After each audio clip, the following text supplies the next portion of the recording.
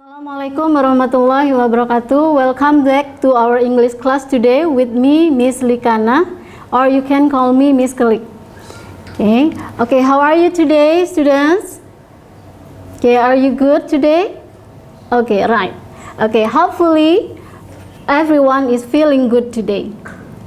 Okay, today we are going to study about the expression of opinion. Before we go to the main material, okay, we had better to know what are the learning goals of these lessons. Okay, the learning goals of these lessons are students are able to understand the expression of asking opinion, giving opinion, agreeing and disagreeing of opinion. Okay, murid ya, bisa mengerti ungkapan menanyakan pendapat, memberikan pendapat, menyetujui pendapat, dan tidak menyetujui suatu pendapat. Okay, that is the first learning goals. Okay, now let's go to the second learning goals. Okay, students are able to identify the social function of the expression of asking for opinion, giving opinion, agreeing and disagreeing of opinion. Okay, and the last, students are able to make dialogues using the expression that they have learned. Yeah, okay, now let's go to the next. Yeah, okay. In this lesson, you had better to know what are the important vocabularies.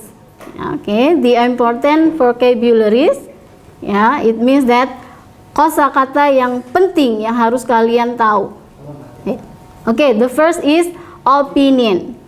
Opinion, you can translate it into pendapat. Okay, the second is ask, bertanya atau menanyakan. The third is give, you can translate it into memberikan. Okay, agree, setuju, disagree, tidak setuju, expressions, ungkapan, believe, percaya, think, berpikir. Okay, now let us repeat. Okay, the important vocabularies. The first is opinion, ask, give, agree, disagree, expressions, believe, and think. Okay, have you memorized the words? Okay, good. Now let's go to the next lessons. Yeah, okay. Now let us see what is the definition of opinion. Yeah, the question is, what does the word opinion mean? Yeah, okay. Opinion is the way you feel or think about something. Pendapat adalah cara kamu merasa atau memikirkan tentang sesuatu. Whenever we give the opinion, it is important for you to give reason or example to support our opinion. Jadi, ini sangat penting bagi kalian ketika kalian ingin memberikan pendapat. Harus memberikan reason, alasan, or an example, sebuah contoh. To support our opinion, support, mendukung pendapat kita. Okay, do you understand that, my lovely students? Okay, good. Now let's go to the next. Okay, so what is on these lessons? Apa sih yang ada di pelajaran hari ini? Okay, the first is asking for opinion. It is important for you to ask for opinion using the expression that will be discussed. Okay, asking for opinion, menanyakan pendapat. Okay, the second, giving opinion, memberikan pendapat. Okay, the third is agreeing, menyetujui pendapat, and disagreeing, tidak setujui suatu pendapat. Okay, remember, asking for opinion, giving opinion, agreeing, and disagreeing. Yeah, okay, now let us see what are the expressions.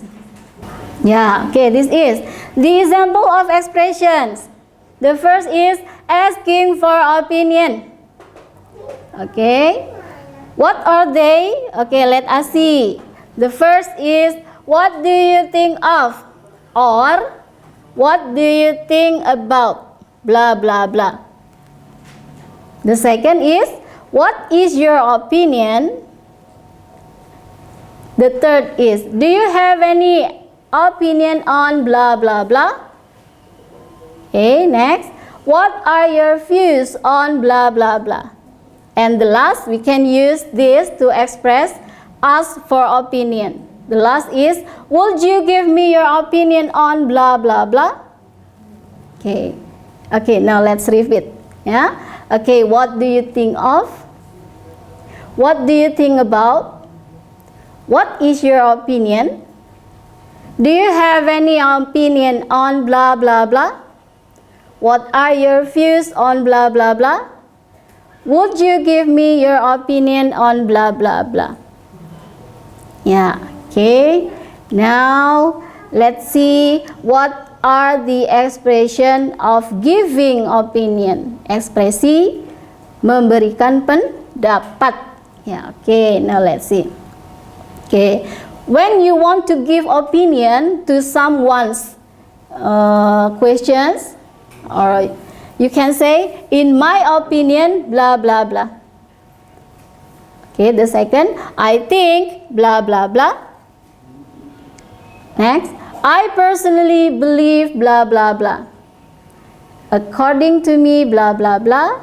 And the last, my own view of the matter is, blah, blah, blah. Yeah. Okay, now let's repeat. In my opinion, I think, blah, blah, blah. I personally believe, blah, blah, blah. According to me, blah, blah, blah. My own view of the matter is, blah, blah, blah. Okay, they are the expression when we give opinion. Okay. Yeah, okay, now let's see the next. Yeah. Okay, this is the example of the expressions of agreeing, menyetujui suatu pendapat. You can use, yes, I agree with blah, blah, blah. Yes, I think that is a good point. Of course, this is absolutely right. I feel the same. And you can use absolutely, definitely, or exactly. Yeah, that is, you can use this. Yeah, when you agree to someone's opinion. Yeah, okay, you can use, yes, I agree with blah, blah, blah. Yes, I think that is a good point. Of course, this is absolutely right. I feel the same, and absolutely, definitely, or exactly. Yeah, okay, next. Now let's see disagreeing. Yeah, okay, when you disagree to someone's opinion, you can use this. I disagree with you. I think you are wrong. I'm sorry. I don't agree with you. I don't believe that. The last, I'm not sure I agree with you. Okay, now let's repeat. I disagree with you. I think you are wrong. I'm sorry. I don't agree with you. I don't believe that. Or I'm not sure I agree with you. Okay, from all the expressions. Yeah, I think you have understood it. Yeah, okay, now let's see the example of the expression of opinion. Yeah, okay, this is. Ya, oke. Saya akan memberikan contoh dari ekspresi-ekspresi yang kita telah pelajari. I will give you an example, the expressions that we have learned. Okay, start from asking for opinion, giving opinion, agreeing, and disagreeing. Oke, asking for opinion, menanyakan pendapat. Kita lihat di sini. What is your opinion about coronavirus? Apa pendapat kamu tentang virus corona? Oke, next. Oke, I can give the opinion for the asking for opinion. Yeah, I think coronavirus is the most dangerous virus ever. Saya pikir virus corona adalah virus yang paling berbahaya yang pernah ada. Oke, the expression of giving opinion. Ya, oke, I think. You can use that. I think. Blah blah blah. Okay, next. How about when we agree to someone opinion? You can use like this. Yes, I absolutely agree with you. Ya, saya benar-benar setuju dengan kamu. Yeah, the expression of agreeing is yes, I absolutely agree with. Next, disagree. Okay, when you disagree to someone's opinion, you can use I disagree with you. I disagree with blah blah blah. Okay, that is the example of number 1. Okay, the example of number 2 is, what do you think of smoking in public places? Okay, can you guess what is the expression of asking for opinion? Okay, that's right. The expression is, what do you think of? Good answer. What do you think of smoking in public places? Okay, we can give the opinion. The answer, yeah. In my opinion, smoking in public places should be banned. Okay, in my opinion, smoking in public places should be banned. Di pendapat saya, merokok di tempat umum seharusnya dilarang. Okay, we can use the expression in my opinion to state giving opinion. Yeah, okay. How about agreeing? Now let's see. That is absolutely right. Yeah, that is absolutely right. Okay, and then the last, okay, disagreeing about the question, what do you think of smoking in public places? I'm sorry, I don't agree with you. I'm sorry, I don't agree with you. Okay, next. Okay, that is the example. Yeah, okay, now let's see the example of the dialogue. Yeah, okay, this is the dialogue between Rama and Ilham. Okay, Rama said, what do you think about online gaming? Okay, and then Ilham said, I think online gaming should be banned. Okay, yes, I agree with you. It should be banned because it disturbs the students from studying. Okay, can you identify what is the expression that we use to state giving opinion?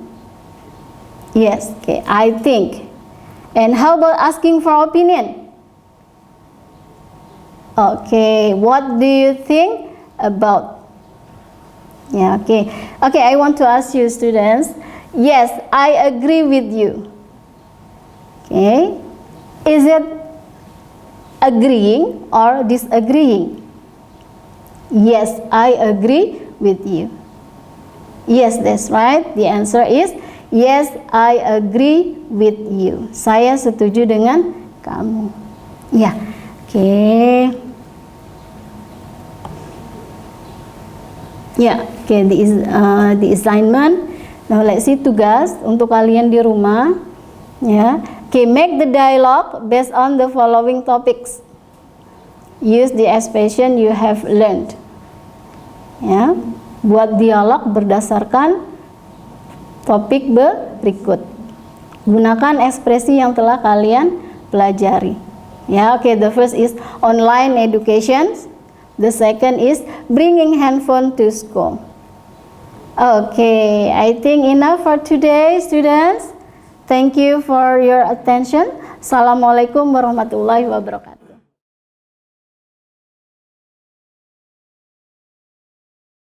Assalamualaikum warahmatullahi wabarakatuh. Perkenalkan, nama saya Sifa Pauziah. Saya di Madrasah Aliyah As-Saadatul Abadiyah sebagai guru biologi. Di masa pandemi COVID-19 ini, kita diharuskan belajar di rumah. Untuk saat ini, kita belum bisa bertatap muka di kelas karena masih ada pandemi ini. Semoga pandemi COVID-19 ini cepat berlalu. Nah, untuk kalian, kalau mau berpergian harus memakai masker dan sering-sering mencuci tangan dengan sabun dan jaga jarak social distancing atau physical distancing. Oke, dalam kesempatan kali ini Ibu akan membahas tentang ruang lingkup biologi. Ruang lingkup biologi ini mata pelajaran di kelas 10. Nah, jika dulu kalian belajar IPA terpadu di MTS atau di SMP, nah tapi pada jenjang ini atau sekolah Madrasah Aliyah ini kalian akan belajar biologi, fisika, kimia secara terpisah. Nah, sekarang kita mulai berkenalan dengan biologi terlebih dahulu. Oke, apa itu biologi? Biologi kita lihat dulu di sini di PowerPoint-nya. Apa itu biologi? Biologi itu berasal atau terdiri dari dua kata, dari kata bios dan kata logos. Bios itu artinya hidup dan logos itu ilmu atau pengetahuan. Nah, berdasarkan asal katanya, biologi dapat diartikan sebagai ilmu yang mengkaji dan mempelajari tentang makhluk hidup. Jadi, dengan mempelajari biologi, kamu akan banyak mengetahui tentang kehidupan makhluk hidup, termasuk unsur-unsur pembentuknya. Nah, oke, sekarang kita akan belajar bersama-sama tentang ruang lingkup biologi. Di materi ini ada beberapa pokok bahasan yang akan kita bahas. Yang pertama yaitu ciri sains, yang kedua metode ilmiah, yang ketiga tingkat organisasi kehidupan, yang keempat, cabang-cabang ilmu biologi. Yang pertama kita akan bahas yaitu ciri sains. Nah, ciri sains ini dia apa sih yang dimaksud dengan ciri sains? Berarti itu suatu ilmu yang bisa dianggap sebagai sains. Di sini ada 6. Yang pertama ada konkret, yang kedua ada logis, yang ketiga ada objektif, yang keempat ada universal, yang kelima sistematik, dan yang keenam empiris. Saya akan menjelaskan satu persatu. Yang pertama konkret. Apa sih yang dimaksud dengan konkret? Konkret itu berarti objeknya nyata, dapat ditangkap oleh indera, baik indera penglihatan, pendengaran, dan indera peraba. Nah, terus logis. Logis itu berarti harus masuk akal. Yang ketiga objektif. Objektif itu yang dimaksud objektif itu tidak berpihak. Misalnya gini, kita melihat suatu benda itu berwarna putih, tapi karena kita suka warna hijau, kita mengatakan benda itu warna putih. Nah, itu nggak boleh kayak gitu ya. Yang keempat, universal. Universal itu maksudnya itu harus berlaku di seluruh dunia. Misalnya, air mendidih pada suhu 100 derajat Celcius di Indonesia. Nah, berarti dimanapun air harus mendidih 100 derajat Celcius. Seperti itu. Selanjutnya, sistematik. Sistematik itu, apa yang dimaksud dengan sistematik? Berarti harus punya urutan yang jelas. Jadi, tidak boleh loncat-loncatan. Yang keenam, empiris. Empiris itu bisa dibuktikan baik secara keilmuan atau dibuktikan dengan tepat. Nah, itu untuk ciri sains atau karakter sains. Selanjutnya kita masuk ke metode ilmiah. Apa itu metode ilmiah? Metode ilmiah merupakan suatu proses berpikir untuk mendapatkan cara penyelesaian yang mungkin terhadap suatu masalah, atau bisa dikatakan untuk membuktikan suatu pertanyaan ilmiah atau membuktikan suatu hipotesis. Nah, biasanya metode ilmiah ini dibuat mahasiswa untuk membuat skripsi, tesis, dan lain-lain. Dan kalau untuk anak-anak tingkatan SLTA, biasanya metode ilmiah ini dilakukan untuk melakukan percobaan, seperti misalnya menanam biji kacang hijau, seperti itu. Nah, di sini berikut langkah-langkah untuk membuat metode ilmiah. Yang pertama, menemukan dan merumuskan masalah. Yang kedua, mengumpulkan informasi atau data-data. Nah, jadi mengumpulkan informasi bisa dari studi pustaka, bisa kita lihat yang sudah jurnal-jurnal yang sudah pernah meneliti. Terus yang ketiga, menyusun hipotesis atau dugaan sementara. Hipotesis itu bisa dibilang dugaan sementara atau jawaban sementara. Yang keempat, melakukan percobaan untuk menguji kebenaran hipotesis. Yang kelima, mengolah hasil percobaan atau analisis data. Yang keenam, membuat kesimpulan. Nah, nanti setelah udah ada kesimpulannya nih, kesimpulan bisa kita ambil dari analisis data. Nah, selanjutnya kalau udah selesai kita menyimpulkan, maka kita akan mengomunikasikan hasil penelitian kita kepada halayak. Oke, selanjutnya pembahasan yang ketiga, kita akan masuk ke tingkat organisasi kehidupan. Oke, dalam ruang lingkup biologi, organisasi kehidupan makhluk hidup terdiri dari beberapa tingkatan organisasi, mulai dari yang paling sederhana hingga tingkatan yang paling kompleks. Nah, tingkatan ini dimulai dari molekul, sel, jaringan, organ, sistem organ, organisme, populasi, komunitas, ekosistem, dengan bioma. Nah, saya akan jelasin satu-satu. Yang pertama, molekul. Molekul merupakan partikel-partikel penyusun organik yang dibangun oleh atom-atom. Kalau di biologi bisa jadi molekul DNA, seperti itu. Nah, yang kedua, sel. Setelah molekul itu ada sel. Sel adalah unit struktural dan fungsional terkecil dari makhluk hidup. Jadi setiap tubuh makhluk hidup itu tersusun oleh sel-sel. Nah, selanjutnya jaringan. Jaringan adalah kumpulan sel yang memiliki bentuk dan fungsi yang sama. Contoh jaringan pada manusia, jaringan epitel, jaringan otot. Nah, pada tumbuhan nanti banyak kita akan bahas di kelas 11. Next, berikutnya ada organ. Organ adalah kumpulan berbagai jaringan yang melakukan fungsi tertentu pada tubuh makhluk hidup, tersusun dari berbagai macam organ. Misalnya, organ jantung, organ ginjal. Nah, organ jantung ini di dalam tubuh manusia berfungsi untuk memompa darah, sedangkan ginjal berfungsi untuk menyaring darah. Nah, selanjutnya sistem organ.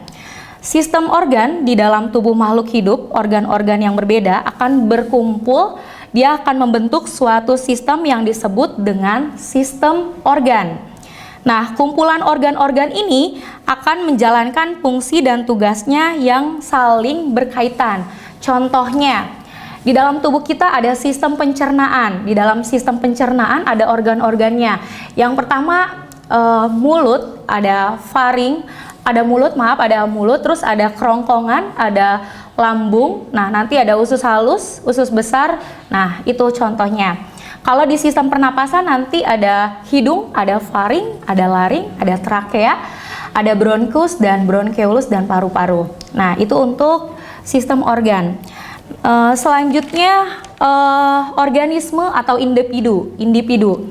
Nah, berbagai sistem organ tadi saling bekerja sama dan menyusun tubuh organisme. Nah, atau tubuh individu merupakan makhluk. Jadi individu itu merupakan makhluk hidup tunggal.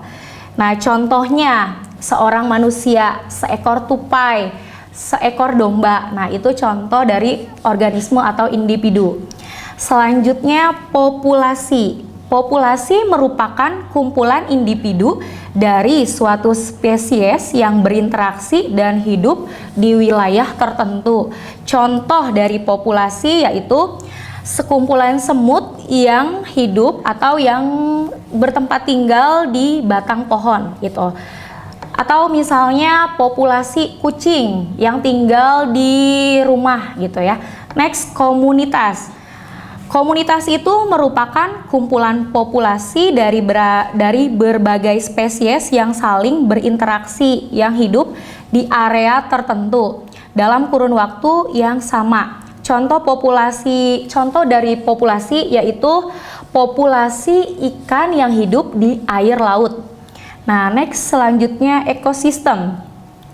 Ekosistem itu apa sih yang dimaksud dengan ekosistem? Ekosistem itu seluruh komunitas berserta lingkungan fisik atau abiotik yang saling berinteraksi. Contoh dari ekosistem itu ada ekosistem buatan, ada ekosistem alami. Ekosistem buatan kayak sawah. Nah, sawah itu kan di sawah itu ada padi, ada burung elang, ada ular, ada jangkrik dan lain-lain. Jadi di situ dimaksud dengan ekosistem buatan. Kalau ekosistem alami kayak laut gitu ya, kayak sungai. Nah, next bioma. Bioma adalah satuan daerah daratan yang luas di bumi. Sejenis dia itu terdiri dari sejenis tumbuhan yang dominan di daerah tersebut. Contoh dari bioma ada bioma gurun, ada bioma taiga, ada bioma tundra dengan bioma hutan hujan tropis. Oke. Pembahasan yang keempat yaitu tentang cabang-cabang ilmu biologi. Oke. Ini cabang-cabang ilmu biologi. Di sini ada virologi, ada zoologi, ada mikologi, botani dengan entomologi. Nah, jadi biologi itu mencakup banyak. Yang pertama ada virologi. Virologi itu ilmu yang mempelajari tentang virus. Nah, mikologi ilmu yang mempelajari tentang jamur, geologi ilmu yang mempelajari tentang dunia hewan, karena kita bisa lihat dari kata zoo itu kan hewan ya, atau animal atau binatang. Nah, terus botani itu ilmu yang mempelajari tentang tumbuh-tumbuhan. Nah, entomologi ilmu yang mempelajari tentang serangga. Selain ini, banyak cabang-cabang ilmu biologi seperti genetika. Genetika itu adalah cabang ilmu biologi yang mempelajari segala macam mengenai gen dan pewarisan sifat. Ada anatomi. Anatomi itu ilmu yang mempelajari tentang struktur tubuh dalam dari makhluk hidup atau organ dalam. Histologi itu ilmu yang mempelajari tentang jaringan. Terus yang belum ada morfologi. Morfologi itu struktur tubuh luar makhluk hidup. Dan mikologi tadi udah ya, tentang jamur. Dan fisiologi itu fungsi organ-organ. Nah, untuk pembahasan biologi di bab 1 ini untuk kelas 10 saya cukupkan. Nanti kita bertemu lagi di bab berikutnya tentang keanekaragaman hayati. Saya akhiri, wallahul muwaffiq ila aqwamit thoriq. Wassalamualaikum warahmatullahi wabarakatuh. Assalamualaikum warahmatullahi wabarakatuh.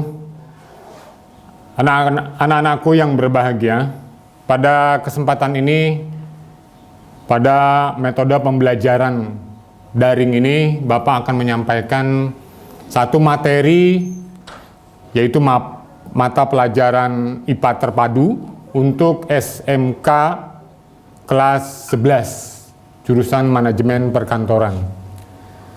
Kali ini, materi yang akan Bapak sampaikan yaitu mengenai global warming. Itu adalah istilah dalam bahasa Inggris, tapi dalam bahasa kita sering disebut pemanasan global. Adalah suatu proses meningkatnya suhu rata-rata atmosfer, laut, dan daratan bumi. Ada 3 poin utama yang akan kita bicarakan, yang akan Bapak sampaikan kepada kalian semua, yaitu mengenai penyebab terjadinya global warming atau pemanasan global, dampak yang ditimbulkan, dan solusi yang akan perlu dilaksanakan. Yang pertama mengenai penyebab terjadinya pemanasan global. Anak-anak silahkan lihat pada di sebelah Bapak. Penyebab terjadinya pemanasan global yaitu ada secara langsung maupun tidak langsung. Yang pertama penyebabnya adalah transportasi.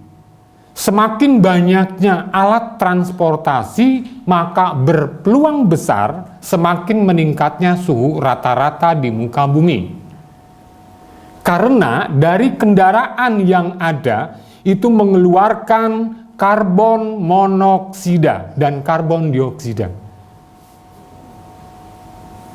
Hawa panas yang dikeluarkan dari knalpot kendaraan, hawa panas itu terus menyebar, bukan hilang, tetapi menyebar. Jika semakin banyak kendaraan, maka peluang untuk meningkatnya suhu rata-rata di permukaan bumi ini jelas akan semakin meningkat. Ya, anak-anak sekalian, untuk yang kedua, silakan lihat, yaitu faktor industri. Semakin banyaknya industri yang didirikan atau pabrik-pabrik yang didirikan di atas bumi ini, nah dari pabrik ini mengeluarkan asap. Biasanya dibuatlah cerobong. Nah, asap yang keluar dari cerobong itulah mengandung karbon dioksida, ada karbon monoksida juga, dan macam-macam zat-zat hasil pembakaran.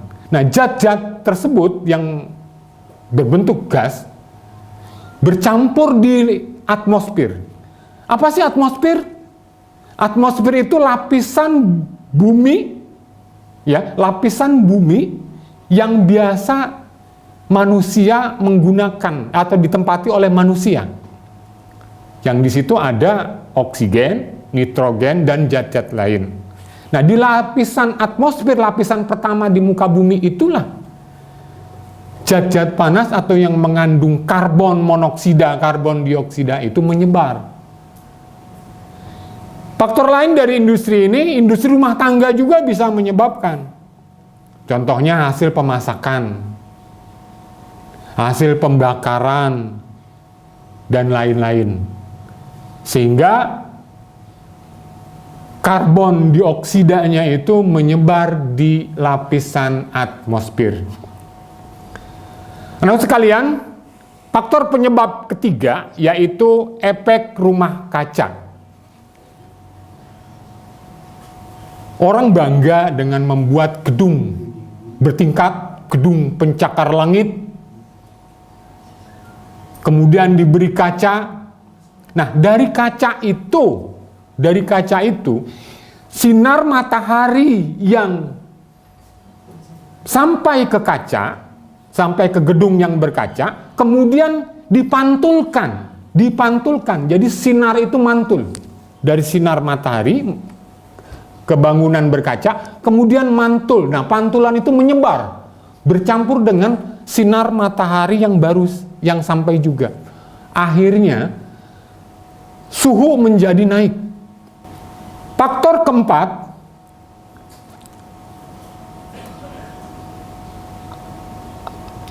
faktor keempat adalah AC. Dengan dibuatnya AC ini air conditioning atau pendingin sebuah ruangan, satu kebutuhan yang dianggap sangat penting sehubungan dengan dibangunnya gedung-gedung bertingkat tadi. Berbeda dengan zaman dulu. Nah, gedung-gedung bertingkat itu kan sulit udara tembus, sehingga membutuhkan AC, air conditioning itu, pendingin ruangan. Dari pendingin ruangan, udara disedot, diserap, kemudian diproses dengan freon, kemudian yang dikeluarkan itu adalah hasil proses pendinginan, kemudian disedot dari hasil ruangan, dikeluarkan menghasilkan panas.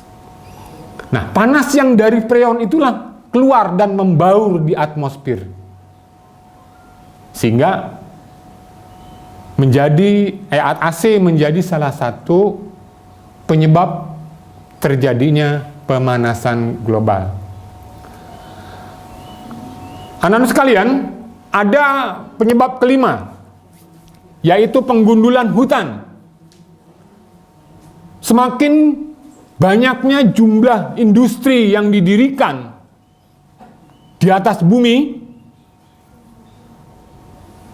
dan dibukanya hotel-hotel, dibukanya perumahan-perumahan di pegunungan, jelas-jelas itu merusak atau menebangi hutan yang ada, sehingga jumlah hutan itu berkurang. Sementara dan yang kita ketahui bahwa hutan dengan tumbuh-tumbuhannya itu adalah mampu menyerap karbon dioksida, karbon monoksida untuk diproses dalam proses fotosintesis sehingga mengeluarkan oksigen. Oksigen itulah yang kita butuhkan. Jadi, kalau hutannya itu berkurang, maka penyerap karbon dioksida itu berkurang.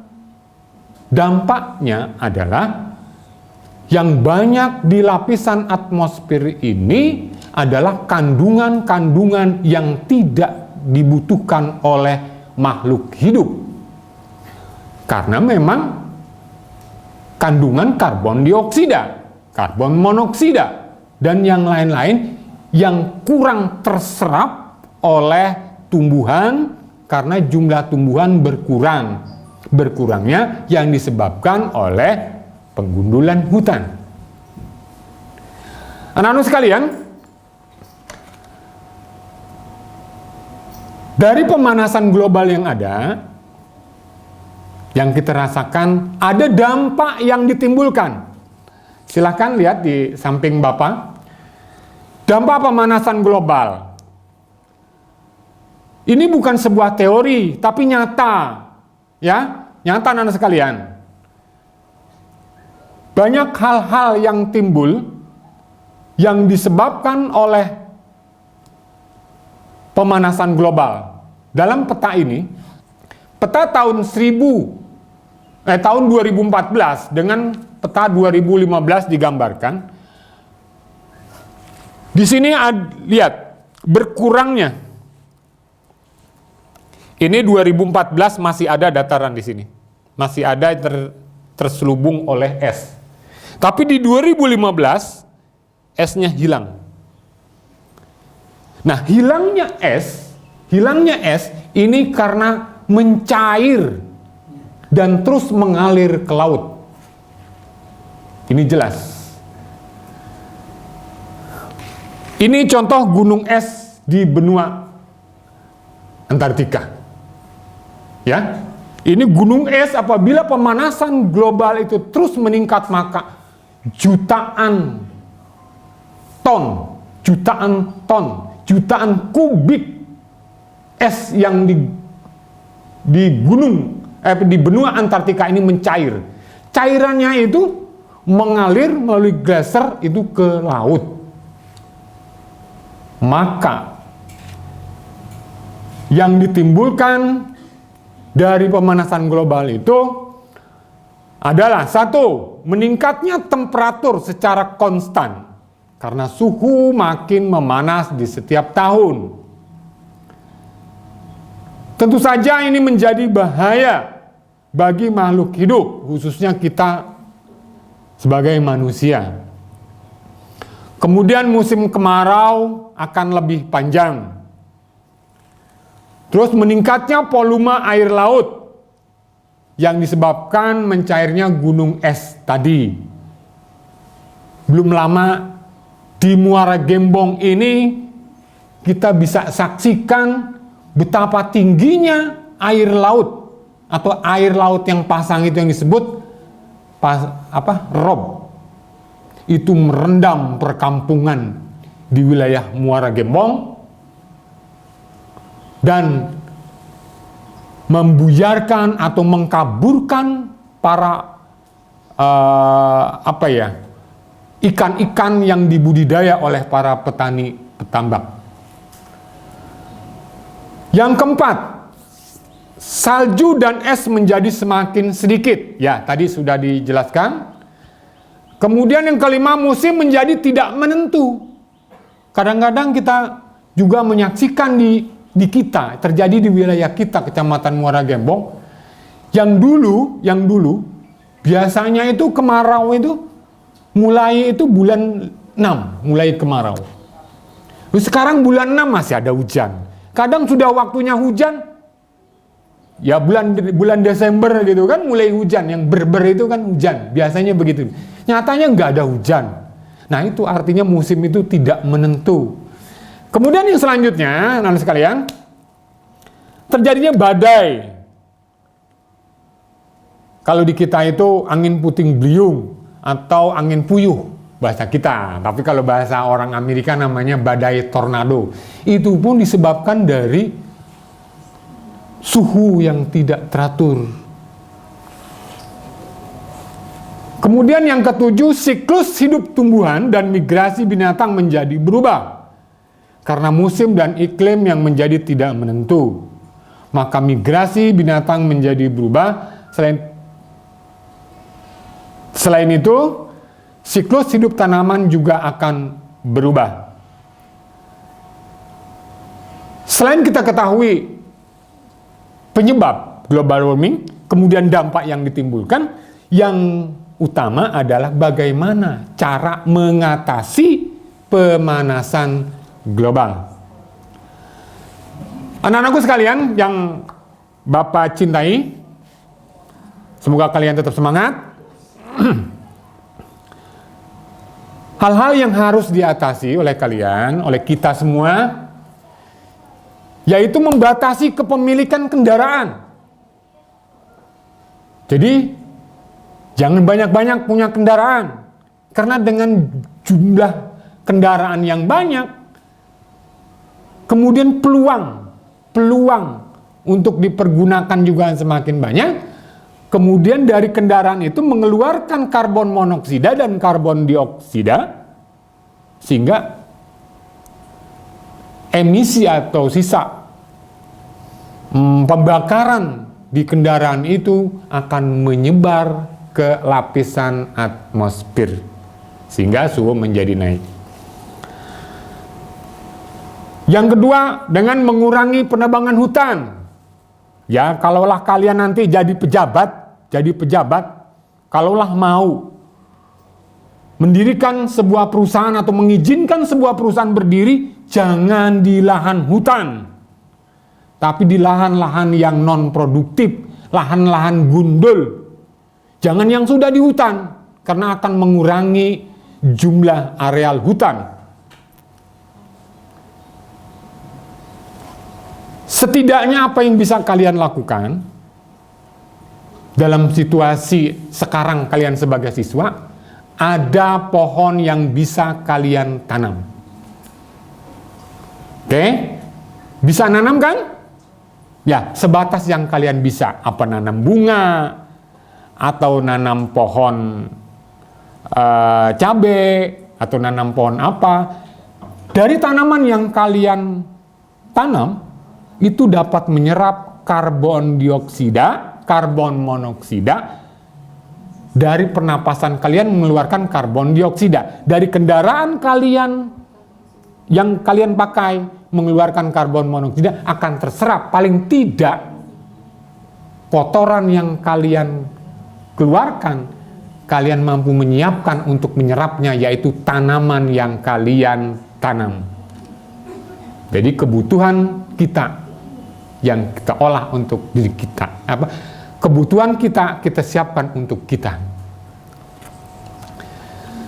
Selanjutnya, yang ketiga, mencegah terbakarnya hutan yang efeknya sangat tinggi. Selain menambah jumlah karbon dioksida, juga mengurangi penyerapan karbon dioksida. Belum lama kita ketahui ada terbakarnya hutan di Kalimantan, di Riau, dan di beberapa tempat lainnya yang kita ketahui. Itu dampak kemarau panjang katanya. Tapi dalam hal ini, Bapak menyarankan kepada kalian, menanamlah pohon pada batas yang kalian bisa tanam. Demikian, saya berharap kalian bisa pelajari lagi dari materi-materi yang Bapak share kepada kalian, dibaca-baca lagi, diingat-ingat lagi, dipahami lagi.